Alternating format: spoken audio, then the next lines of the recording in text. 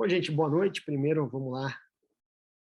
Hoje seria o domingo da continuidade do anterior, em vez de nós falarmos de novo, né, de há muitas moradas na casa do meu pai, o capítulo terceiro, só para trazer aí um dado, a gente ficou 5 semanas falando só de um tema, para você ver o quanto dá para explorar. E daria para explorar muito mais, daria para ir muito mais longe, trazer outros livros do Chico, outras questões que tem por aí, até da ciência, sobre outros planetas, sobre a especulação de outros planetas e outras vidas e assim por diante, né? Mas não dá para a gente ficar também muito tempo num capítulo só. Então vamos avançando.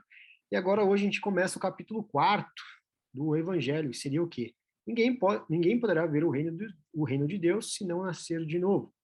Mas antes da gente entrar nesse capítulo, vamos só relembrar aqui a lógica racional do Evangelho. Então, quando o Evangelho começa lá no capítulo 1, ou seja, o Evangelho, segundo o Espiritismo, quando Kardec montou ele, os Espíritos, e deram as instruções, as interpretações dos textos bíblicos, fizeram uma sequência, e essa sequência tem uma razão de ser. Então, eles foram lá pincelar algumas questões trazidas pelos apóstolos e começaram, então, a desenhar o texto do Evangelho.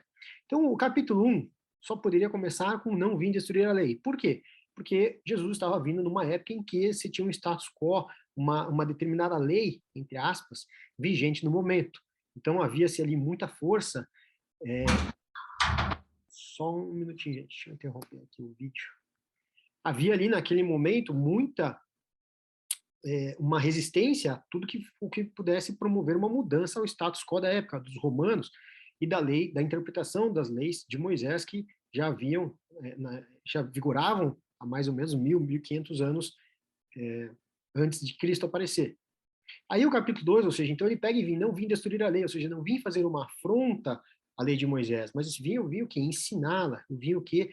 Eu vim ampliá-la, eu vim dar uma nova interpretação a algumas coisas que estão aqui. Há determinados ensinamentos aqui que foram feitos 1.500 anos atrás para a população daquela época. Hoje a gente pode avançar um pouco mais, ou seja, conforme o avanço da civilização.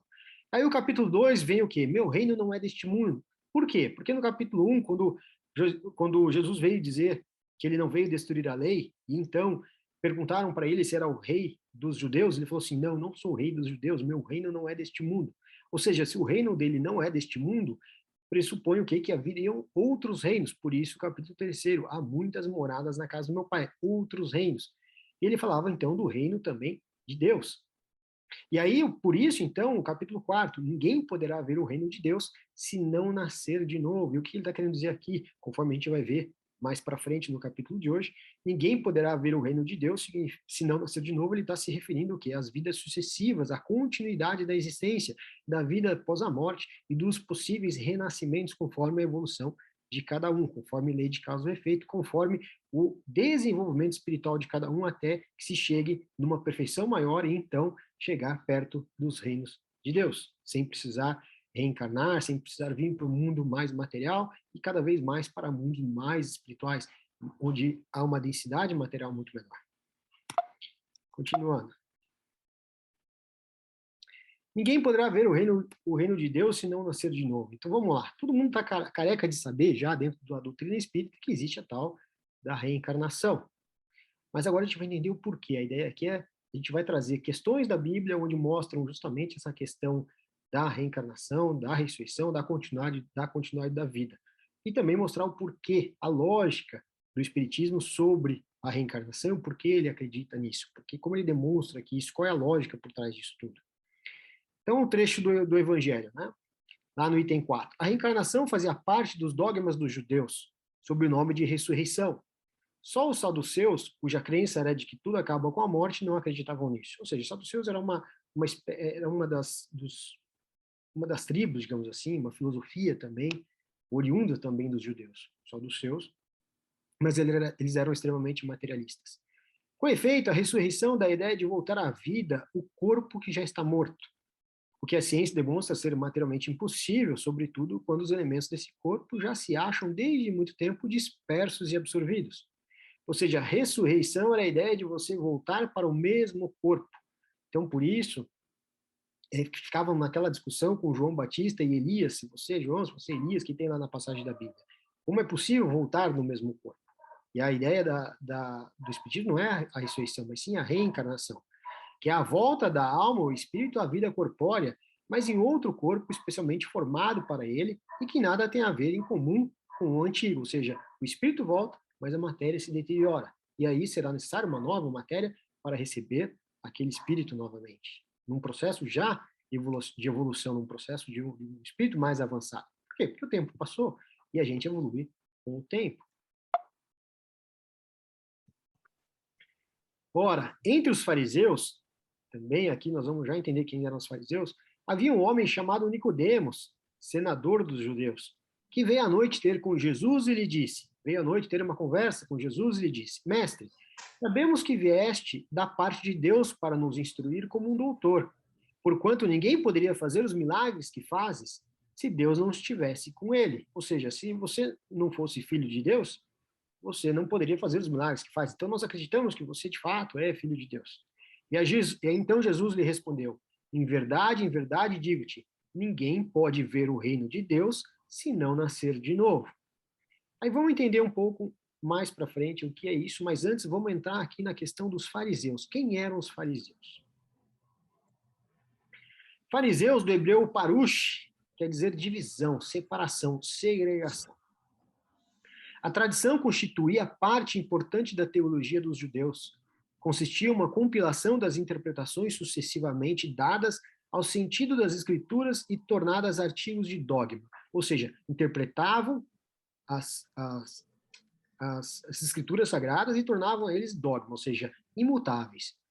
Constituía entre os doutores, ou seja, assunto de discussão interminável, ou seja, doutores do assunto, né, dos dogmas, doutores das escrituras sagradas.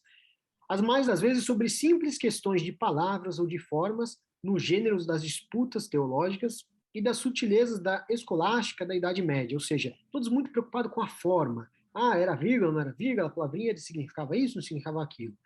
Daí nasceram diferentes seitas, cada uma das quais pretendia ter o monopólio da verdade, detestando-se umas às outras. Entre essas seitas, a mais influente era a dos fariseus. Ou seja, olha só, fariseus nasceu de uma seita, de uma segregação, de uma parte dos judeus que interpretavam os textos sagrados de forma muito rigorosa. E aí, através desse rigor, eles, né, gostavam de o quê? De mostrar que eles eram os donos da verdade. Tomavam parte ativa nas controvérsias religiosas, servis cumpridores das práticas exteriores do culto e das cerimônias, ou seja, cumpridores das práticas exteriores do culto e das cerimônias, eram voltados muito para a parte externa, ou seja, vamos fazer aqui para os outros verem, e para eu ver também. E ponto.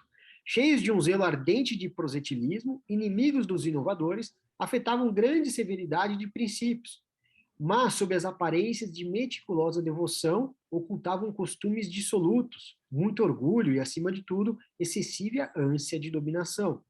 Tinham a religião mais como meio de chegarem a seus fins do que como objeto de fé sincera. Então, assim, nós vamos trabalhar aqui na fé para que a gente atinja objetivos nossos, mas não porque a gente realmente acredita naquilo, não porque existe um dever cristão por trás de tudo isso. Da virtude nada possuíam, além das exterioridades e da ostentação. Entretanto, por umas e outras, exerciam grande influência sobre o povo, a cujos olhos passavam por santas criaturas. Daí o serem muito poderosos em Jerusalém. Ou seja, era um povo, né? Um povo não, era uma seita voltada ao culto externo, ao culto da mero das palavras. Coincidência ou não, a gente vê isso muito ainda nos dias de hoje.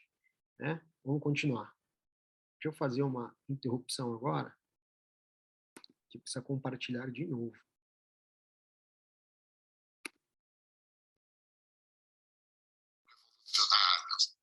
E aí, a questão que fica, vamos trazer aqui um ensinamento do Divaldo Franco para nós, dividir aqui, compartilhar o que ele falou numa palestra, para a gente observar o quanto será que nós não temos dos fariseus em nós hoje, na nossa sociedade, dentro de nós mesmos. Será que nós estamos tão distante do que eles faziam, desse culto externo? Será que isso ficou perdido 2000 anos atrás? Ou até hoje ainda existe na nossa realidade? Antigos protestantes, antigos católicos, tivemos as batalhas glórias da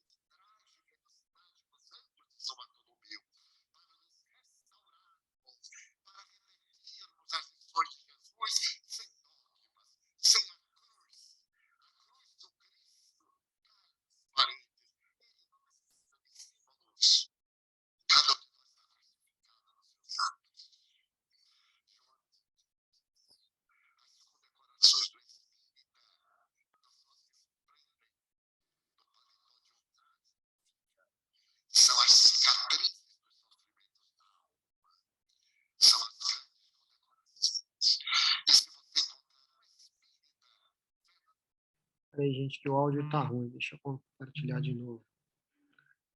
Vamos lá. Compartilhar som, ver se... Vamos lá. Antigos católicos, que estivemos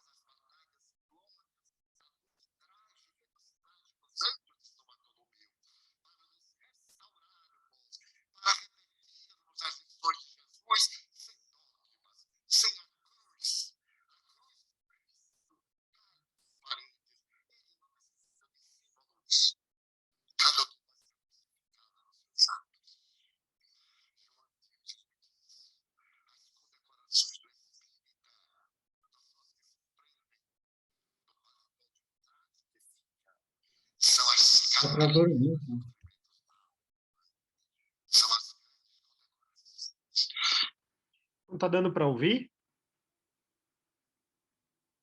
Não está, não. Está travando muito. Então, agora está parado. Mais alguém? Eu não estou ouvindo, não, Ângelo. Rosana.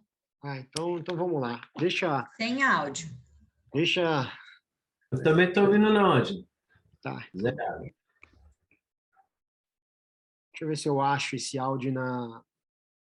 Só um minutinho.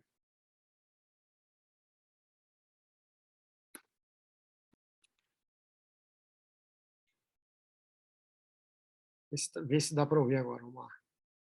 Muitos de nós, antigos revolucionários, antigos protestantes, antigos católicos, que estivemos nas batalhas inglórias da noite trágica e dos trágicos anos de São Bartolomeu, para nos restaurarmos, para repetirmos as lições de Jesus sem dogmas, sem a cruz.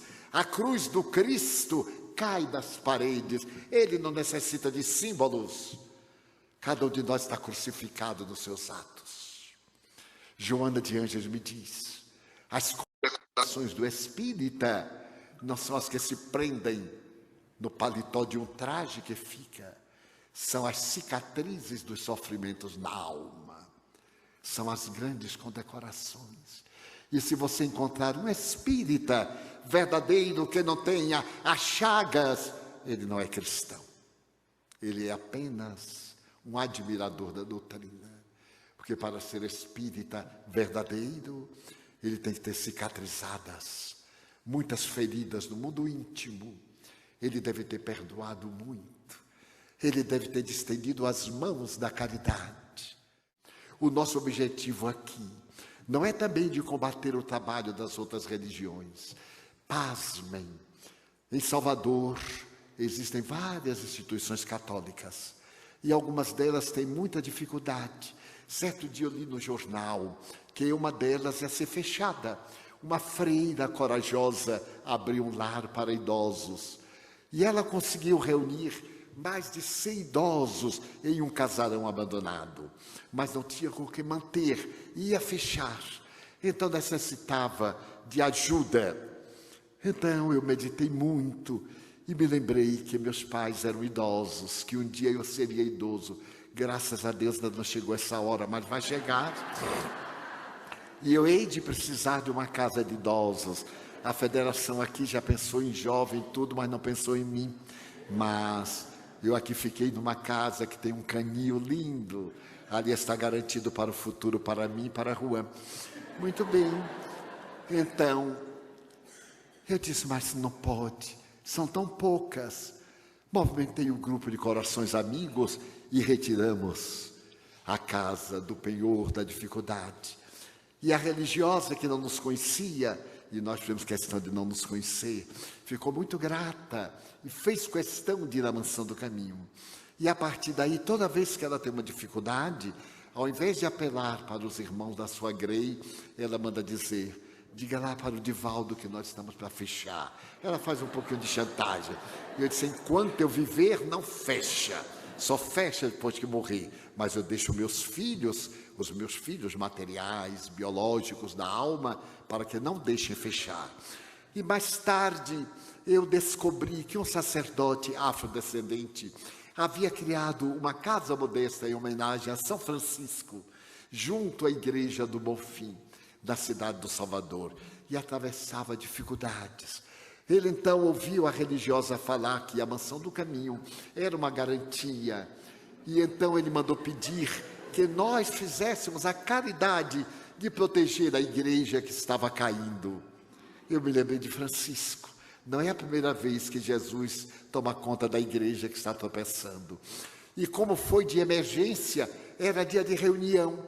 E eu disse aos meus ouvintes, aos meus irmãos, olha aqui eu tenho um pedido. Vou fazer pela primeira vez um pedido de dinheiro. Nunca pedimos, nunca, nem insinuamos.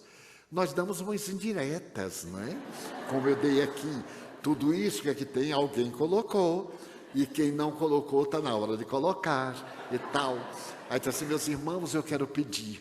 Aqui está uma solicitação de um sacerdote franciscano. Olha que coragem dele. Franciscano católico pediu um franciscano espírita. A gente podia brigar de religião, mas não com o cantor de Deus. E então eu queria pedir que na saída alguém desse alguma coisa. Nós botar aqui uma caixinha e alguém... e desse alguma coisa, porque é urgente, é para amanhã, e agora de madrugada não podemos fazer nada. E me comovi até as lágrimas, porque pela primeira vez eu vi uma fila, não para pedir dinheiro, para dar. A fila enorme, praticamente o auditório, mais de 900 pessoas, entrou na fila, digo, deem o que tiver, não precisa dar tudo que tem, não. Se derem, melhor. E então, nessa noite... nós recolhemos 26 mil reais. E a dívida do padre era de 21. Ainda ficou com um pouquinho. Então, um mês depois, ele mandou dizer, Divaldo, aqueles 5 que sobraram, já acabou, estão precisando de mais 5. Então, o que nós dissemos aqui é que a caridade está acima de qualquer código religioso.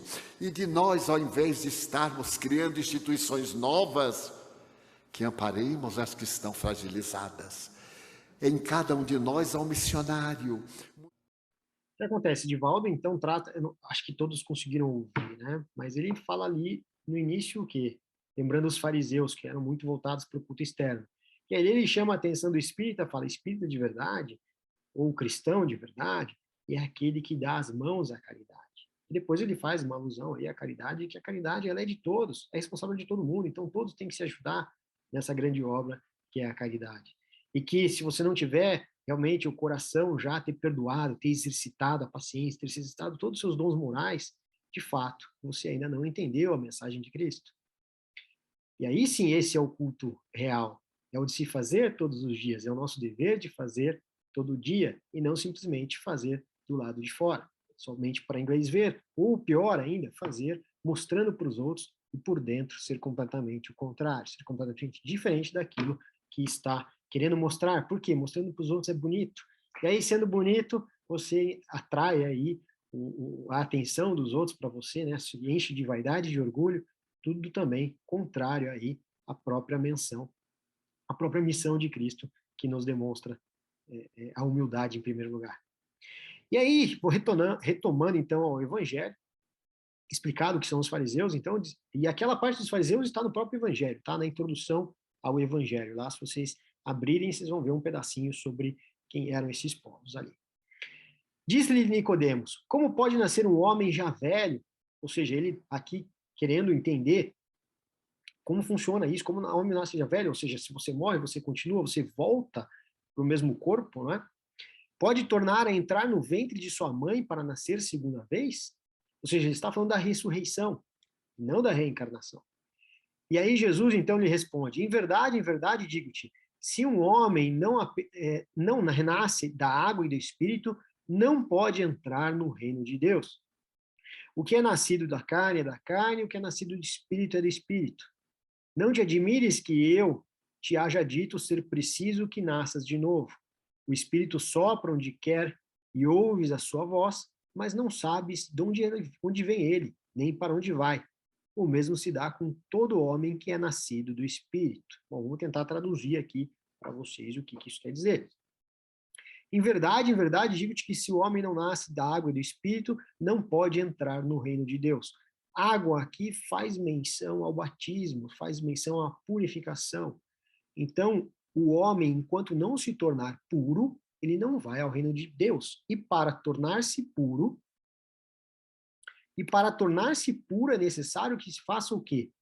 As depurações, as vidas, e essas depurações se dão através das sucessivas vidas, da evolução que você tem ao caminhar esse caminho das suas infinitas vidas. No capítulo 5, adiante, depois desse evangelho, bem-aventurados os que são misericordiosos, e esses capítulos aqui realmente serão bastante extensos. Tem uma partezinha que ele quer dizer o quê? Reconciliai-vos o mais depressa possível com o vosso adversário, enquanto estáis com ele a caminho, para que ele não vos entregue ao juiz, o juiz não vos entregue ao ministro da justiça, e não sejais metido em prisão. Digo-vos em verdade que daí não saireis enquanto não houverdes pago o último ceitil. Ou seja, aqui de novo faz uma referência em: digo-te, se o homem não renasce da água do Espírito, não pode entrar no reino de Deus. Ele está querendo falar assim, da purificação do homem. Então, enquanto o homem não se purificar, não verá o reino de Deus. Ou seja, enquanto não houveres pagos o último ceitil, enquanto ele não fazer tudo o que ele tem que fazer, enquanto ele não evoluir tudo o que ele tem que evoluir, ele continuará presos aos renascimentos, às reencarnações, enquanto não houver pago todos os ceitis que ele deve.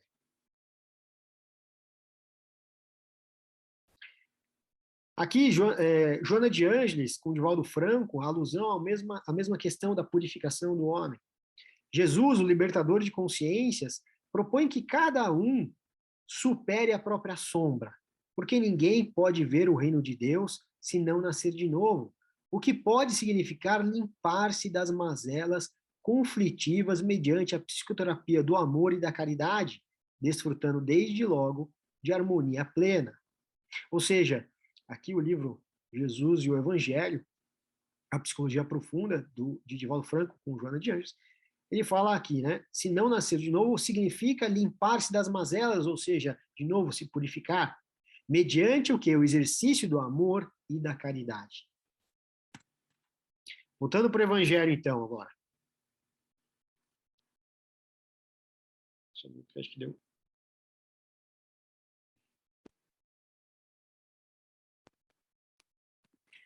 Então, vamos lá, o anterior que não apareceu, vamos colocar aqui.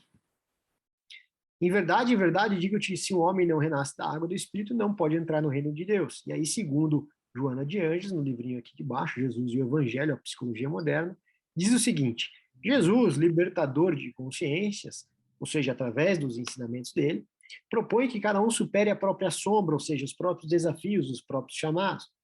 Porque ninguém pode ver o reino de Deus se não nascer de novo, o que pode significar limpar-se das mazelas conflitivas mediante a terapia do amor e da caridade, desfrutando desde logo harmonia plena. Ou seja, através do amor e da caridade, ele se depura, e aí sim evolui e atinge a harmonia plena. Vou continuar. Capítulo 14, mais um trechinho que está na Bíblia, que é trazido pelo Evangelho para mostrar, então, a existência da reencarnação. Mas quando o homem há morrido uma vez, quando o seu corpo, separado de seu espírito, foi consumido, o que é feito dele? Tendo morrido uma vez, poderia o homem reviver de novo? Nesta guerra em que me acho todos os dias da minha vida, espero que chegue a minha mutação. Aqui ele está falando da transição que ele espera que aconteça. Quando o homem morre, perde toda a sua força, expira. Depois, onde está ele? Se o homem morre, viverá de novo. Esperarei todos os dias do meu combate, até que venha alguma mutação. E aqui é a tradução do mesmo trecho, porém, por uma igreja protestante. Quando o homem está morto, vive sempre. Acabando os dias da minha existência terrestre, esperarei, porquanto a ela voltarei de novo. Também de uma igreja grega aqui. Nessas três versões, o princípio da pluralidade das existências se acha claramente expresso. Então, aqui ele está mostrando as interpretações até de trechos da Bíblia, porque por partes diferentes, né, por ideologias diferentes, mostrando aí através da pluralidade das existências, através das interpretações dos textos. Vou continuar.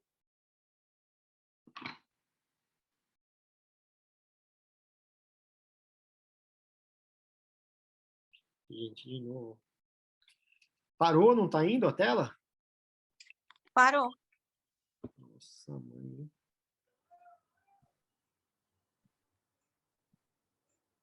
Vamos ver.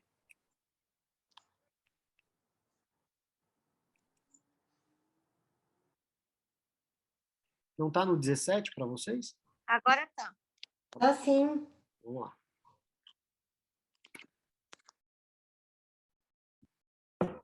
Quando se trata de remontar dos efeitos às causas, a reencarnação surge como de necessidade absoluta, como condição inerente à humanidade. Não a palavra como lei da natureza. Pelos seus resultados, ela se evidencia de modo, por assim dizer, material, ou seja, é objetiva. É através, olhando a causa dos problemas, é que se verificam os efeitos. Ou seja, o carro anda porque a roda gira. Então, olha-se a causa da roda girando e o efeito será o carro em movimento. Só ela pode dizer ao homem de onde ele vem, para onde vai, porque está na terra, e justificar todas as anomalias e todas as aparentes injustiças que a vida apresenta. Sem o princípio da pré-existência da alma e da pluralidade das existências, são ininteligíveis, ou seja, são incompreensíveis, em sua maioria, as máximas do Evangelho. Razão porque hão dado lugar a tão contraditórias interpretações. Está nesse princípio a chave que lhes restituirá o sentido verdadeiro. Ou seja, é através da lógica, da pluralidade das existências, ou seja, de uma continuidade lógica, racional, de que se você faz uma coisa, você tem absolutamente o efeito daquilo que é feito, daquilo que é plantado. Ou seja, aqui também a parábola da semeadura, você planta e você colhe aquilo que você fez. Se aqui na Terra, hoje, encarnado, a gente faz alguma coisa e quando alguém vê, existe de fato uma represária, um efeito absolutamente da mesma força e da mesma proporção aquilo que nós fizemos, imagine então no plano espiritual. É isso que ele quer dizer, que do plano espiritual nada passa desapercebido, tudo vai ter uma consequência. No espaço, os espíritos formam grupos ou famílias, entrelaçados pela afeição, pela simpatia e pela semelhança das inclinações. Ditosos por se encontrarem juntos, esses espíritos se buscam uns aos outros. Aqui nós estamos falando das afinidades, das famílias, né, espirituais. A encarnação apenas momentaneamente os separa, porquanto, ao regressarem à erraticidade, ao plano espiritual, novamente se reúnem com amigos que voltam de uma viagem. Muitas vezes, até uns seguem a outros nas encarnações, vindo aqui reunir-se numa mesma família ou no mesmo círculo, a fim de trabalharem juntos pelo seu mútuo adiantamento. Se uns encarnam e outros não, nem por isso deixam de estar unidos pelo pensamento. Os que se conservam livres velam pelos que se acham em cativeiro. Cativeiro ele faz alusão à terra, como um hospital, como um educandário. Os mais adiantados se esforçam por fazer que os retardatários progridam. Ou seja, como se dá a afeição. Então, quando o Chico e Divaldo Franco fazem esse trabalho, não só eles, mas como todos os outros que fazem trabalho de caridade, fazem um trabalho de ajuda ao próximo, em qualquer, não só no trabalho realmente da caridade em si, 24 horas por dia, como esses dois fazem, ou fizeram tantos outros, mas nós, no nosso dia a dia, no nosso trabalho, nas nossas relações humanas, quando estamos ajudando o próximo, quando estamos estendendo o braço, mesmo durante o nosso dia de trabalho, que parece que lá a gente não faz nada de caridoso, mas nós fazemos sim. Estamos em contato com essas pessoas, estamos em contato com pessoas que podem ter sido nossos inimigos no passado, podem ser pessoas que nós anteriormente já tivemos alguma relação. E se hoje precisam de ajuda, nós estamos ajudando. Um está ajudando ao outro mutuamente, porque é através desse convívio que o maior, entre aspas, o mais experiente, ajuda o menos experiente. Então, a hora que você faz isso, você começa a criar o quê? Amigos espirituais através da ajuda. Exatamente aqui na Terra, quando nós temos amigos por afinidades, no plano espiritual, quando nós aqui ajudamos quem está encarnado, nós também começamos a acolher o quê? Amigos no plano espiritual. Então, quando o Chico foi recebido do lado de lá, quando faleceu, tinha uma legião de espíritos para recebê-lo, espíritos que ele nem conhecia. Por quê? Porque eram amigos daquelas pessoas, daqueles familiares que ele aqui ajudou. Então, o bem que ele fazia aqui na Terra se refletia em outro plano. E assim acontece com a gente também, o bem que fazemos aqui na Terra se reflete em outro plano. vamos angariando amigos que nós nem sabemos que existem, que nem sabemos que estão nos ajudando, que podem nos ajudar quando nós fazemos as nossas orações. Se estiverem ao alcance deles, eles podem nos ajudar, eles podem nos dar uma mão. Então, quando oramos pedindo, estamos também pedindo para essas pessoas que nós acabamos ajudando e nem sabemos. Então, a oração é uma continuidade, é uma corrente de ajuda mútua, onde nós achamos que temos merecimento por aquilo, mas se temos merecimento mesmo, receberemos ajuda dentro do nosso merecimento em função do quê? Da ajuda que aqui fazemos. Agora, aquele que não ajuda ninguém, como é que vai fazer aquela corrente continuar? Ajude para ser ajudado, ame para ser amado. Após cada existência, todos têm avançado um passo na senda do aperfeiçoamento, ou seja, no caminho da evolução. Cada vez menos presos à matéria, mais viva se lhes torna a afeição recíproca, pela razão mesma de que, mais depurada, não tem a perturbá-lo o egoísmo, ou seja, quanto mais nos evoluímos, menos vamos dando bola para essas questões do egoísmo, da vaidade, da dor, da perseguição, daquela questão que a gente fica muito cheio, né, de mimimi, de achar que é contra a gente, da perseguição, de achar que a nossa vaidade foi abalada. Nem as sombras das paixões. Podem, portanto, percorrer assim ilimitado número de existências corpóreas sem que nenhum golpe receba a mútua estima que os liga. Está bem visto que aqui se trata de afeição real, de alma a alma, única que sobrevive à destruição do corpo. Porquanto os seres que neste mundo se unem apenas pelos sentidos, nenhum motivo têm para se procurarem no mundo dos espíritos. Ou seja, a amizade verdadeira. Se aqui nós nos unimos por interesses mundanos, isso vai se desfazer também no plano espiritual. Agora, se aqui nos unimos por interesses reais, por valores morais, aí sim nos tornaremos bons amigos por outras vidas. Duráveis somente os são as afeições espirituais. As de natureza carnal se extinguem com a causa que lhes deu origem. Ora, semelhante causa não subsiste no mundo dos espíritos, ou seja, não vai resistir lá no mundo dos espíritos, enquanto a alma existe sempre.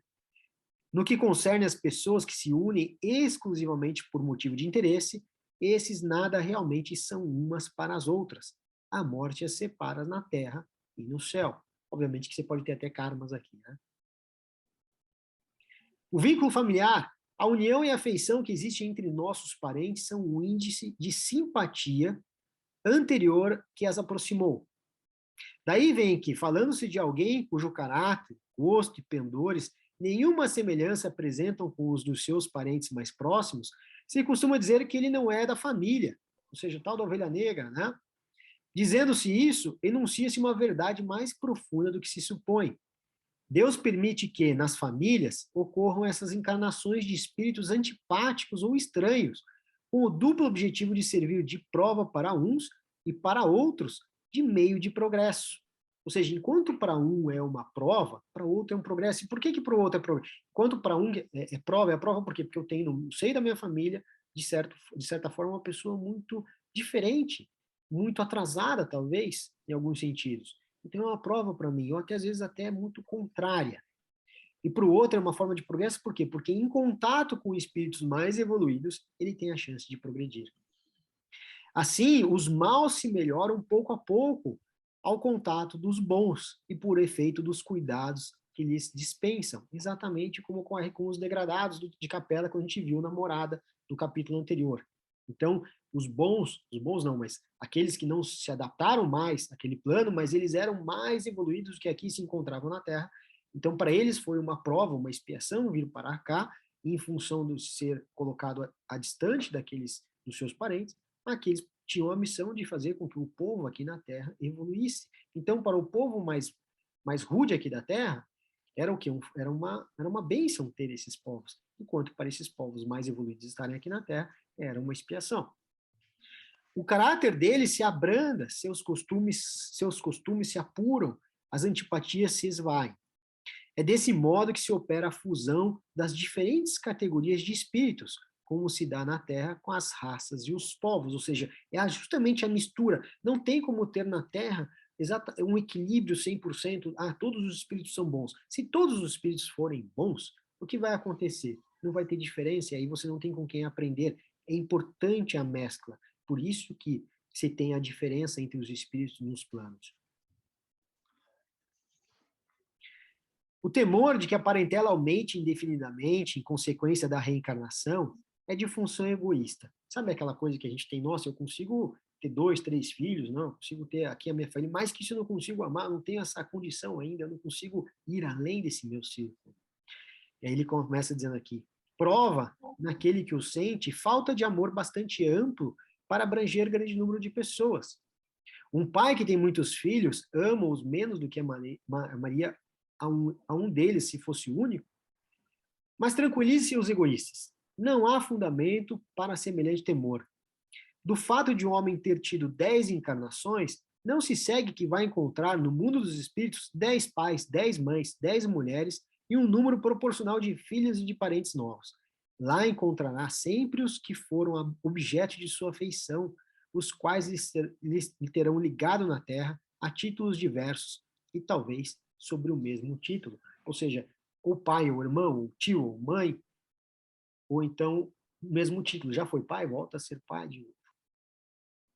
Então, aqui ele está dizendo para nós, não se preocupe que você não vai ter 10, 20, trocentas mães. Isso aí é lógico, dentro do papel da Terra você até vai ter. Mas a sua relação, a sua afinidade de fato não vão ser com todos, vão ser sim com aqueles que você criou uma afeição de verdade. A necessidade da reencarnação. É um castigo a encarnação e somente os espíritos culpados são sujeitos a sofrê-la? Essa é uma pergunta que ele faz. A passagem dos espíritos pela vida corpórea é necessária para que eles possam cumprir, por meio de uma ação material, os desígnios cuja execução Deus lhe confia. É-lhes necessária a bem deles, visto que a atividade que são obrigados a exercer lhes auxilia o desenvolvimento da inteligência. Sendo soberanamente justo, Deus tem de distribuir tudo igualmente por todos os seus filhos. Assim é que estabeleceu para todos o mesmo ponto de partida, a mesma aptidão, as mesmas obrigações a cumprir e a mesma liberdade de proceder, ou seja, o livre-arbítrio. Todos começam do mesmo ponto, mas, não nessa vida, né, mas todos começaram como espíritos brutos e rudes e foram se desenvolvendo ao longo do tempo, cada um à sua maneira, cada um no seu ritmo, cada um no seu entendimento, cada um dentro daquilo que entendia, o caminho que devia escolher para a vida. Qualquer privilégio seria uma preferência, e toda preferência uma injustiça. Mas a encarnação, para todos os espíritos, é apenas um estado transitório. Olha o que é importante. É uma tarefa que Deus lhes impõe quando iniciam a vida, como primeira experiência do uso que farão do livre-arbítrio. Os que desempenham com zelo essa tarefa transpõem rapidamente e menos penosamente os primeiros graus da iniciação e mais cedo gozam do fruto de seus labores, ou seja, do resultado do seu trabalho. Os que, ao contrário, usam mal da liberdade que Deus lhes concede, retardam a sua marcha, e tal seja a obstinação que demonstrem, podem prolongar indefinidamente a necessidade da reencarnação, e quando se torna um castigo, então. Ou seja, de novo, lembrando do povo lá degradado de Capela, aqueles que se obstinaram no mal, então tiveram uma penalidade, entre aspas, de acordo com a ação que eles tomavam, vieram para a Terra para passar um bom tempo, até que eles se endireitassem de novo. Assim acontece com o homem na Terra. Para o espírito selvagem, que está apenas no início da vida espiritual, a encarnação é um meio dele desenvolver a sua inteligência. Porém, para o homem esclarecido, lá de Capela, vindo para a Terra, em que o senso moral se acha largamente desenvolvido, nem tanto, né, porque ele justamente veio da Capela por obstinar-se no mal, e que é obrigado a percorrer de novo as etapas de uma vida corpórea cheia de angústias, quando já poderia ter chegado ao fim, é um castigo, pela necessidade em que se vê de prolongar sua permanência em mundos inferiores e desgraçados. Então, embora o pessoal de Capela tivesse uma inteligência maior, a moral deles estava mais baixa. E aí foram colocados num plano onde a moral era menor ainda de onde eles estavam, ou seja, vieram mais de acordo com o que eles eram mesmo. Ou seja, o plano da Terra estava de acordo com a moral que eles estavam exercendo lá em Capela. Aí, ao vir para cá, tiveram que se depurar para então voltar para o plano de onde vieram. Aquele que, ao contrário, trabalha ativamente pelo seu progresso moral, além de abreviar o tempo da encarnação material, pode também transpor de uma só vez os degraus intermediários que os separam dos mundos superiores. Então ele fala em abreviar o tempo da encarnação material, ou seja, de todos os processos sucessivos, você pode abreviar isso através do quê? Então, quando Jesus morreu lá aos 33 anos e foi perseguido, os apóstolos também, e tantos outros personagens da história foram perseguidos, no final do dia foi abreviada a vida deles, não porque eles quiseram, mas porque eles desafiaram o status quo, trouxeram uma novidade, trouxeram aquilo que eles acreditavam fortemente dentro deles, de ser um meio de se viver, de ser um meio para viver melhor depois. Então, ali acabava sendo abreviada a vida deles em função do próprio ensinamento que eles trouxeram. E por isso eles deixaram de viver e melhorar ainda mais? Não, eles já estavam prontos para deixar esse planeta. Já estavam prontos porque já tinham um espírito maduro o suficiente, brilhante o suficiente, para não mais depender de um plano inferior como o da Terra. Aquele que, ao contrário, trabalha ativamente pelo seu progresso moral, aqui repetindo, porque eu vou querer falar disso aqui, e aí no livro do Chico, Perante Jesus, olha só o que ele fala sobre o trabalho. E é justamente quando a gente falou também um pouco antes da passagem de Chico, de Divaldo e outros que trabalham muito aqui arduamente pelo próximo, e então conseguem amigos do plano espiritual, e também na Terra, obviamente. Tirando um trecho do livro Perante Jesus, de Chico Xavier, pelas mensagens de Emmanuel, ele diz o seguinte: quando o trabalho, no entanto, se transforma em prazer de servir, surge o mais importante da remuneração espiritual. Toda vez que a justiça divina nos procura no endereço exato para a execução das sentenças que lavramos contra nós mesmos, ou seja, ação e reação, em função de nossos deveres do passado, do que fizemos no passado, temos que reparar agora. Então, a justiça divina vem ao nosso encontro para que nós possamos, então, pagar aquele centil. Segundo a lei de causa e efeito, se nos encontra em serviço ao próximo, ou seja, se nos encontra servindo, ajudando o próximo, manda a divina misericórdia que a execução seja suspensa por tempo indeterminado. E quando ocorre nosso contato com os mecanismos da justiça terrena, eis que a influência de todos aqueles a quem tenhamos prestado algum benefício aparece em nosso auxílio, já que semelhantes companheiros se convertem espontaneamente em advogados naturais de nossa causa. Ou seja, esses amigos que nós fizemos vêm em nossa defesa, exatamente como acontece aqui na Terra. Então, estamos ajudando, deixa ele lá ajudar, deixa ele lá que ele está sendo um servo de Deus, ele está sendo um servo de Cristo, ele está caminhando o caminho. Não há por que interromper o serviço dele agora. Não há por que, então, cortar-lhe as pernas se ele está usando as pernas para ajudar o próximo, se ele está usando os braços para abraçar o próximo. Não poderia, ele pergunta, não poderiam os espíritos encarnar uma única vez em determinado globo e preencher em esferas diferentes as suas diferentes existências? Semelhante modo de ver só seria admissível se na Terra todos os homens estivessem exatamente no mesmo nível intelectual e moral. As diferenças que há entre eles, desde o selvagem ao homem civilizado, mostram quais os degraus que tem de subir. A encarnação, aliás, precisa ter um fim útil. Ora, qual seria o das encarnações efêmeras das crianças que morrem em tenra idade? Teriam sofrido sem proveito para si, nem para outrem? Pela reencarnação do mesmo globo, quis ele, Jesus, o Deus, que os mesmos espíritos, pondo-se novamente em contato, tivessem ensejo de reparar seus danos recíprocos. Por meio das suas relações anteriores, quis, além disso, estabelecer sobre bases espirituais os laços da família e apoiar numa lei natural os princípios da solidariedade, da fraternidade e da igualdade. Ou seja, a reencarnação serve para isso, para que a gente possa reparar os nossos danos lá do passado, através da solidariedade numa nova vida, de uma fraternidade e de uma igualdade, e que a diferença entre os povos aqui, entre os espíritos no mesmo globo, é justamente para que a gente tenha de quem aprender, para que a gente tenha um modelo a seguir, e também que a gente possa ser modelo para alguém antes de nós.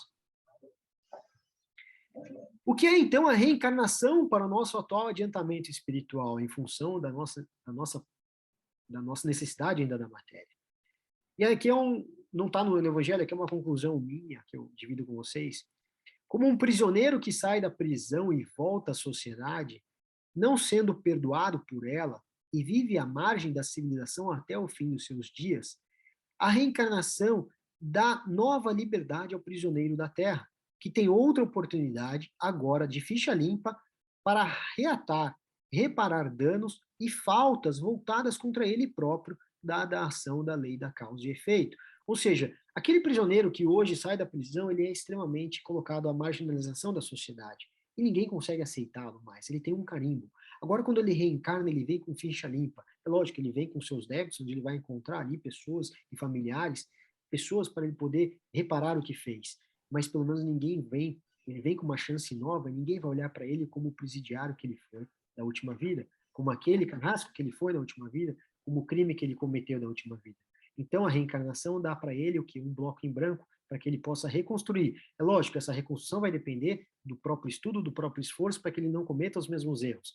E para não cometer os mesmos erros, ele precisa o quê?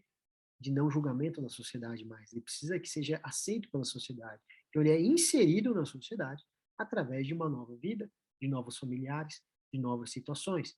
Lógico, vai depender do próprio esforço, de novo, sempre que ele possa se depurar. Então, a reencarnação é o quê? Uma oportunidade de reparação, de evolução, portanto, de transição, ou seja, a transição planetária, a nossa transição, mudança de status quo, nos desafiarmos o tempo inteiro, nos colocarmos em atividade, nos colocarmos em movimento da nossa evolução. E o movimento da nossa evolução requer o quê? Enfrentar as situações, não fugir delas, não ficar ocioso, antecipar, às vezes, até mesmo essa evolução através do quê? Através do conhecimento, nos preparando, através do conhecimento que nos dá uma fortaleza interior muito grande, nos amplia um sentimento de autoconfiança e segurança, de saber que o caminho que estamos caminhando está correto. O conhecimento antecipa os passos da evolução, porque traça novos caminhos nos nossos neurônios, nas nossas sinapses, cria aqui um caminho para que a gente possa ter a firmeza, a certeza, para que a gente possa ter a alegria de que estamos trilhando o caminho correto. Então, a mudança do status quo, cujo caminho é a caridade sem olhar a quem. E aí, dando continuidade ao assunto, a gente trouxe um livrinho aqui do Karma e Evolução, do Carlos Bacelli, uma psicografia, e ele traz algumas questões que são interessantes. Ele coloca assim: há quem se acomode alegando necessidade imediata a ser atendida e não lute contra os embaraços de natureza material que impedem o homem de crescer interiormente. O espírito, em sucessivas reencarnações, permanecendo na expectativa de que possa obter sem esforço, ou seja, que possa colher sem plantar, estaciona, como alguém que não logra encontrar a saída do labirinto em que se perdeu. Grupos inteiros de espíritos, constituindo famílias numerosas, têm reencarnado quase sem aproveitamento para os seus integrantes, que influenciam uns aos outros e se mantêm dentro daquela mesma situação de comodismo. É a tal da zona de conforto desconfortável. Nenhuma zona de conforto é confortável, gente. Não existe zona de conforto, porque toda zona de conforto está te trazendo um prejuízo enorme, então ela não é confortável. Esses dias eu até vi uma amiga que ela disse assim, ela trabalha com exercício físico, e ela falou assim, é muito difícil você ir para a academia, é muito difícil você fazer dieta. E ela colocou assim, mas é muito difícil também você engordar, é muito difícil ficar obeso, é muito difícil ter doenças cardiovasculares em função da sua ociosidade. E aí ela volta para nós, ela volta e fala assim, escolha o seu difícil. E é justamente isso. Então, é muito fácil a gente ficar dormindo até as 8, 10 horas da manhã, todos os nossos finais de semana, porque nós temos essa condição. Mas, ao mesmo tempo, a que ponto essa condição favorável de poder descansar mais, ou em excesso, ela está sendo um contragolpe para nós mesmos. Não são poucos os que se corporificam no planeta apenas com o propósito de desfrutar das ilusões que por séculos lhe empolgam os sentidos. Não são, evidentemente, espíritos maus, não obstante, revelam-se amolentados no esforço de autossuperação, ou seja, é aquela inércia, sabe? Aquela coisa que não sai do lugar. Se a lei não interferir em seu benefício, conduzindo-os a outro contexto de experiência no corpo, por certo, permanecerão à margem da evolução por indefinido período de tempo. Ou seja, quando ele vai lá e planeja, ou é planejada a sua reencarnação, tudo isso é levado em conta. Fala, ó, aqui, se você não tiver um empurrãozinho, o que você acha que vai acontecer? Você vai continuar nisso, parado, por quanto tempo? Enquanto todos estão evoluindo, você vai continuar parado. A criatura sábia Vale-se de todas as circunstâncias que lhes são adversas.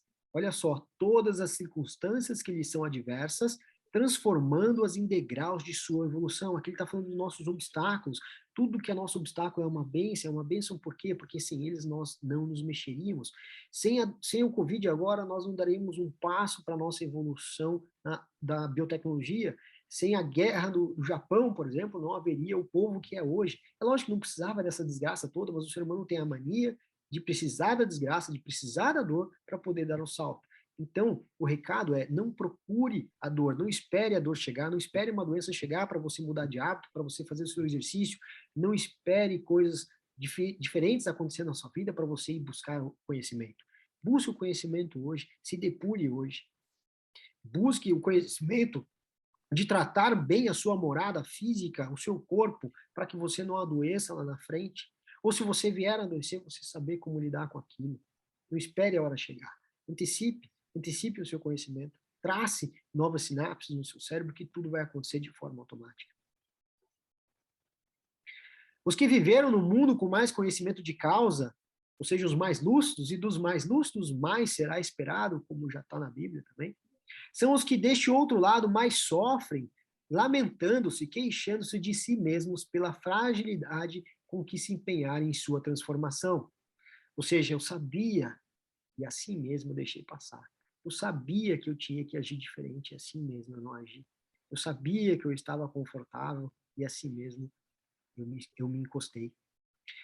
Tudo que se interessa pelas questões pertinentes a seu crescimento de espírito deve elaborar uma agenda de prioridades, ou seja, todo que se interessa deve elaborar uma agenda de prioridades nesse sentido e cumpri-la, distanciando-se gradativamente das ocupações mundanas que o debilitam. Eu, uma vez, há um tempo atrás, acho que eu estou no 4º ou 5º ano, eu decidi uma coisa só de final de ano sempre fazer, e foi o quê? Não perder tempo. E não perder tempo, a cada dia que passa, ou a cada ano que passa, eu consigo ampliar um pouco mais esse conceito. O não perder tempo, para mim, hoje, é evitar os excessos, evitar dormir demais, evitar ficar ocioso demais, evitar comer demais. Isso tudo é perda de tempo, porque isso tudo me segura, isso tudo me paralisa. Então, a perda de tempo é aquilo que nós investimos em algo que não é mais produtivo para nós, em algo que está nos ancorando, em algo que está nos colocando no comodismo. E isso é perda de tempo, porque o nosso tempo aqui é precioso, o nosso tempo aqui é para evoluir. E para evoluir é preciso estar disposto, é preciso se colocar na frente das situações, é preciso levantar a mão, é preciso sentar à mesa e se apresentar. É preciso estar disposto. E aí, se nós assim não fizermos, estamos, então, perdendo tempo, porque depois teremos que voltar para resgatar esse tempo que mal usamos. Dentro de qualquer situação em que o homem se veja lutando, lhe é possível cuidar da espiritualização de si mesmo, como tantos outros que souberam trilhar caminho para o alto e a partir de escuras e lúgubres veredas da terra. Então, a gente vai continuar a partir desses slides na semana que vem, no horário, a gente acabou tendo alguns probleminhas, mas só lembrando aqui, ainda essa semana um amigo meu no trabalho falou assim, eu preciso me dedicar mais para Deus. E eu falei para ele assim, você me permite um comentário? Ele falou, lógico. Eu falei assim, você se dedica para Deus a partir do momento em que todos os dias você caminha os ensinamentos de Jesus. Assim, a partir de todos os dias você faz o quê? Tem atenção com o próximo, tem a caridade com o próximo. Então, estudar, ele estava se fazendo referência a estudar, sentar e ler a Bíblia. É ótimo, você vai o quê? Consolidar os seus ensinamentos. Mas nada será mais vigoroso do que você colocar em prática aquilo que você já sabe. O amor para com o próximo. Semana que vem a gente continua. Quem quiser conversar, fica à vontade. Quem não quiser, pode